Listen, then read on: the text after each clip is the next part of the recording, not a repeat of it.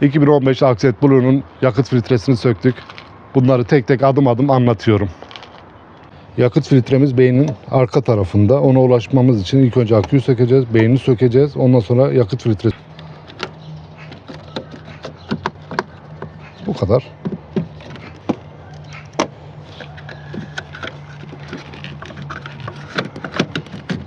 Bunları şöyle bir kenara alacağız. Beyin bağlantısını sökmek için 10 numara kullanıyoruz.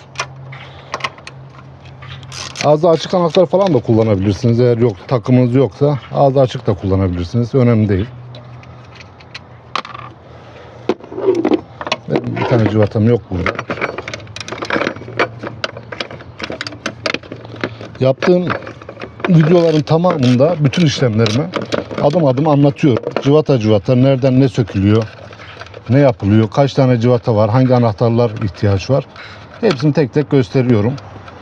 Yakınlaş oğlum. Bir cıvatamızı da buradan aldık.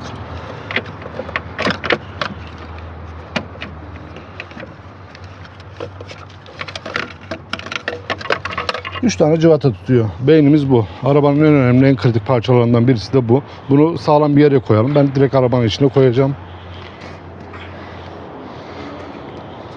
Yaklaş. Yakıt filtremiz burada. Bu bizim yakıt filtremiz. Bu girişlerin hiçbirisi birbirine benzemiyor. Hani şunu ona takarım, bunu ona takarım diye bir endişeniz olmasın. Hepsinin girişleri birbirinden farklı. Tek sıkıntı yaşayabileceğiniz yer yakıtın girdiği borular. Onun da çok kolay bir yöntemi var. Bir tanesine elektrik bandı sararsınız. Diğerinde bir işaret vurursunuz. Bir işaret vurduğunuz zaman o mevzuda çözülmüş olur. İlk önce yakıt bağlantısını çözüyorum. Burada mavi işareti var. Onu yapıyorum. Çıkarttık. Diğerinde de aynı şekilde. Yakıt bağlantılarını kestik. Yakıt bağlantılarımızı çıkarttık. Geriye sensörlerimiz kaldı. Sensör soketlerini sökeceğiz. Sensör soketleri çok uzun zamandır sökülmediği için tozdan, kirden muhtemelen çok zor çıkacak. Onun için ben yakıt filtresini dışarıya alacağım.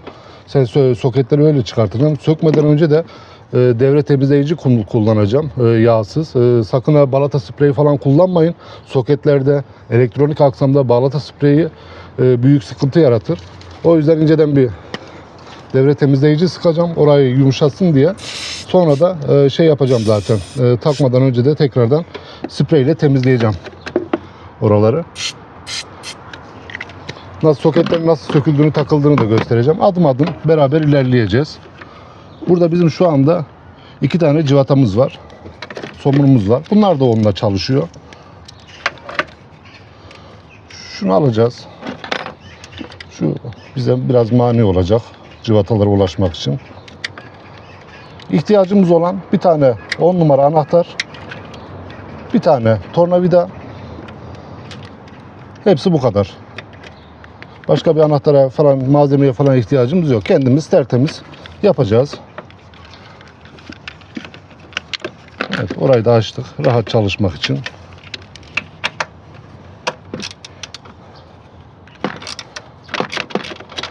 Bu somunların yerini falan da VD40 ile temizleyip öyle takacağım. Bir sonraki bakıma kadar artık bir sonraki bakımda 3 yıl sonra tekrardan yakıt filtresini değiştireceğim. Bunun en son ne zaman değiştiğini merak ediyorum. Aracım 2015. Bakalım yakıt filtresi en son ne zaman değişmiş? Üzerindeki üretim tarihi bir fikir verecek. Ona göre neyin ne olduğunu görmüş olacağız. Muhtemelen eğer çok eski bir yakıt filtresi ise çekişinde, yakıt tüketiminde de büyük fark yaratacağını düşünüyorum bu yeni filtremin. Filtremi de MAN kullanacağım. Kalitesi yüksek, güvenilir bir marka. Gidip de 3 lira 5 lira az vereceğim diye şeyden kaçınmadım, malzemeden kaçınmadım. Bir tane de şu altta şeyimiz var.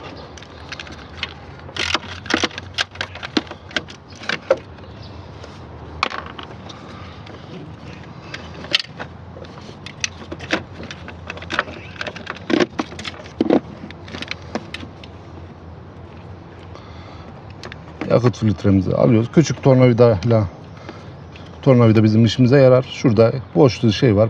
Hafif bir boşluk var. Bastırıyorum. Birinci bağlantımız, sensör bağlantımız geliyor. Onu aldık.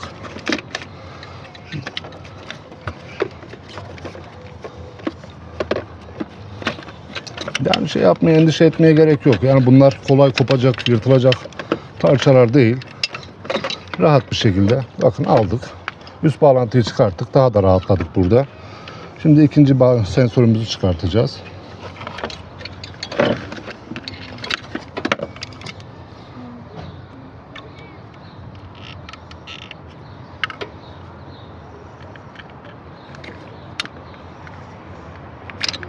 İkinci bağlantımız da çıktı. Üçüncü bağlantımız da buradan buraya kendisine. Yakıt filtremiz elimizde. Hepsi bu kadar. 3 tane cıvata bağlantımız motora tutuyor. 2 tane sensör motor bağlantısı var. Bir tane de kendi içinde bağlantımız var. Bitti. Şimdi yapacağımız şey bunun üstünde bu koruyucu haznesi. Bir burada cıvatamız var. Bir de burada cıvatamız var. Bunları da sökeceğiz. Bu sensörü de çıkartacağız. Şeyi çıkartmış olacağız. Yakıt filtremizle baş başa kalmış olacağız. Ondan sonrasını yine devam edeceğiz anlatmaya. Hiç o kadar kolay, zor değil bu işler ya. Hepsi bir civataya, bir anahtara bakıyor. Çok kolay bir şekilde hallediyoruz bütün işlerimizi. Sensör bağlantılarımızı söktük. Koruyucu haznemizi çıkartıyoruz yerinden.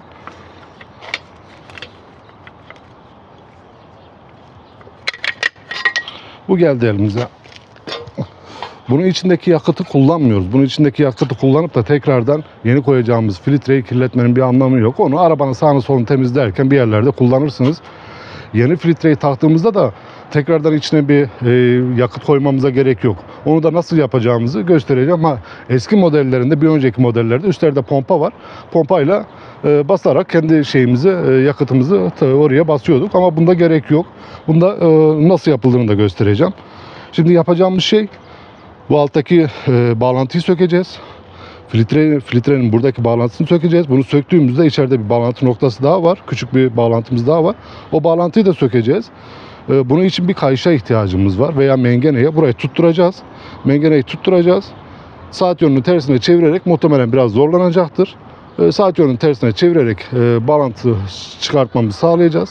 Tekrar aynı şekilde yeni filtremizde bu bağlantıları yapacağız. Alttan, üstten, içeriden getireceğiz. Saat yönünde de çevirerek tekrar bağlantımızı yapacağız. Dediğim gibi içine yakıt koymanıza gerek yok. Onu nasıl yaptığımızı da göstereceğim. Şimdi yeni filtremizi takıyoruz. Yakıt filtremizi söktük. Devre temizleyici ile, yağsız devre temizleyici ile sensörleri, beyin girişimizi falan hepsini temizliyoruz. Arkadaşlar kesinlikle balata spreyi, başka sprey, VD40 falan onları kullanmayın. Elektronik aksamlarda onlar büyük sıkıntı yaratırlar. Yağsız devre temizleyici. 100 lira, 200 lira hepsi bu. Bunları temizliyoruz. Kendi halinde bırakacağız bir süre. Bunlar yağ tutmaz, toz tutmaz.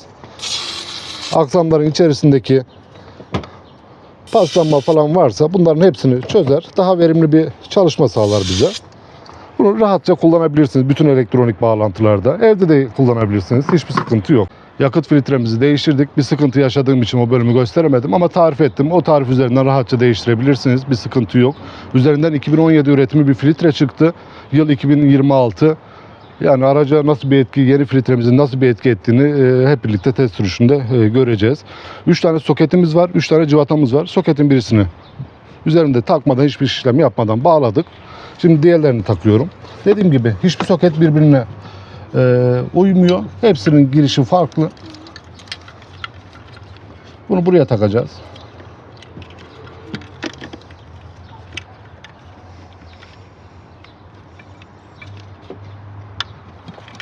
İnceden bir tık sesi gelecek. Bunu da buraya bağlıyoruz.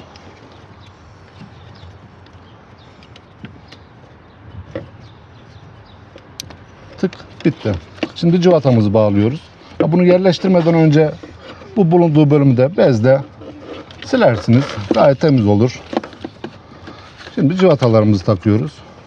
Cıvatalarımızı sıkıyoruz. 3 tane cıvatamız vardı.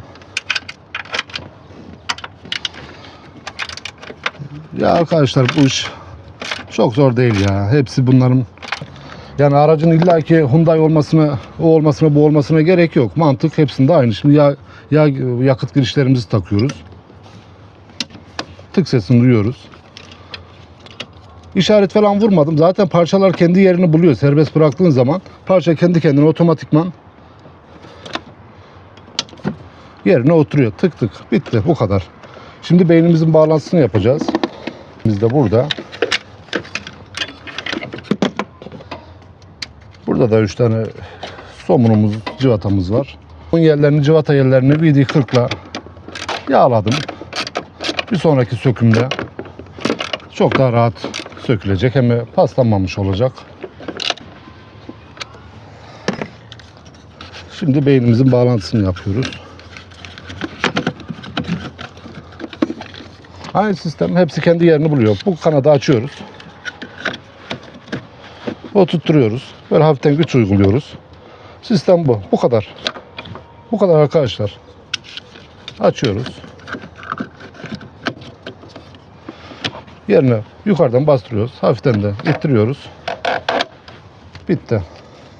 Şimdi akümüzü bağlayacağız.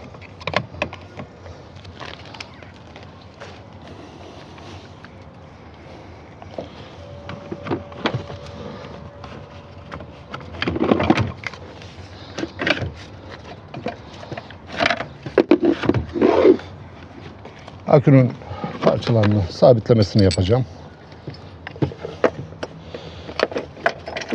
Yani kolay yapmak için hava filtresini yerinden çıkartacağım.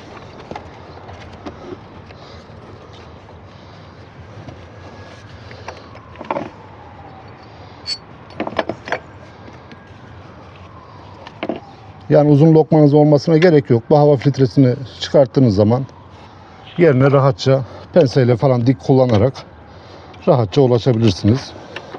Aküyü söktüğümüz için o tripteki ayarlarımız da sıfırlanmıştır. Onları da yeniden kendini gösterecek kullandıkça. Çok zorlamaya gerek yok. Hafiften bir güç vereceğiz. Bu kadar. Hava filtremizin de kapatalım. İlk önce artıyı bağlıyoruz. Aküde. Bunu bağlarken de şu şekilde hafiften ittirirseniz, zayıf geldi. Bu şekilde hafiften ittirip de bağladığınız zaman da akü içinde oksitlenmesini engellemek için de vazelin kullanırsanız iyi olur. Yağmurdan, tozdan, çamurdan akü kutup başlarınızda bozulmamış olur. Evet. Şimdi çalıştıracağız. Dediğim gibi filtrenin içerisine bir yakıt koymadım. Onu nasıl yaptığımızı da şimdi göstereceğim. Arabanın içine geliyoruz. Kontağımızı takıyoruz. Çeviriyoruz. Marşa basmıyoruz. 10 saniye boyunca bekliyoruz. 10 saniye sonra kapatıyoruz kontağımızı. Bu esnada araba yapması gereken bütün işlemi kendi yapacak. Yakıtı pompalayacak, kendisini devreye alacak, beyni toparlayacak vesaire. O yapması gerekeni yapacak. Bunu 5 kez tekrarlıyoruz. Açıyoruz. Bütün ışıklar yanıyor. 10 saniye bekliyoruz. Sonra kapatıyoruz. Bunu 5 kez tekrarladıktan sonra 6.sında marşa basacağız. Ama gaz vermeyeceğiz. Bir hırhır edecek. Araba kendini sallayacak. Ondan sonra kapatacağız kontağı. İkinci marşa bastığımızda hafiften gaz vereceğiz. Bu sefer arabamız çalışmış olacak. 5 kez kontağımızı açtık, kapattık. Şimdi ilk çevirmemizi yapacağız. Marşa gaza basmayacağız. Tamam. Şimdi bekliyoruz. Yani birkaç dakika araba kendini toparlasın. Yakıt sistemde geçsin. Kapakçıklar kendini açsın, kapatsın vesaire. İşlemimiz bu kadar. Bu iş o kadar kolay arkadaşlar. Kanalımı takip edin. Düşüncelerinizi, yorumlarınızı aktarırsanız sevinirim. Bütün videolarımda, bütün çalışmalarımda tek tek adım adım cıvata cıvata anlatmaya devam ediyorum. Benim kanalımda şunu göreceksiniz. Bu işin ne kadar kolay olduğunu, o işin ne kadar kolay olduğunu göreceksiniz. Görüşmek üzere.